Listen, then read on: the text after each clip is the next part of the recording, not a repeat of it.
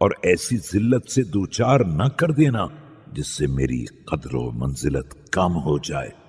اور ایسے عیب میں گرفتار نہ کر دینا جس سے میری منزلت نہ پہچانی جا سکے۔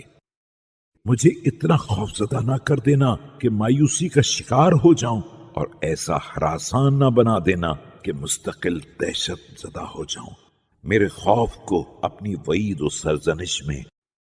میری احتیاط کو اپنی حجت اور انذار میں قرار دے دینا،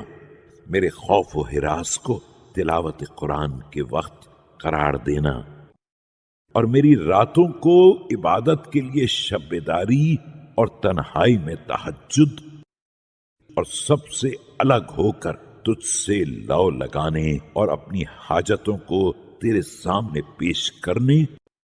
اور جہنم سے آزادی حاصل کرنے کے لیے بار بار تقاضا کرنے، اور جس عذاب میں اہل جہنم مبتلا ہیں اس سے پناہ مانگنے سے آباد رکھنا۔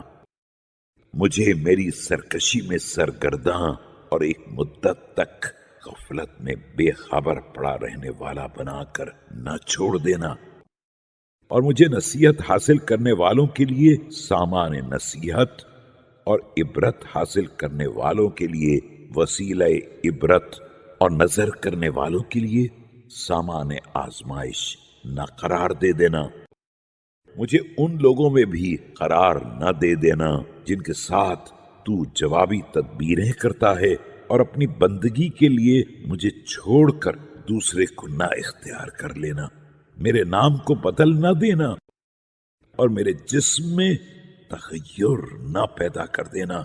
مخلوقات کے لیے سامان استہزاء اور اپنی بارگاہ میں قابل تمسخر نہ بنا دینا۔ میں تیری مرضی کے علاوہ کسی کا اتباع نہ کروں،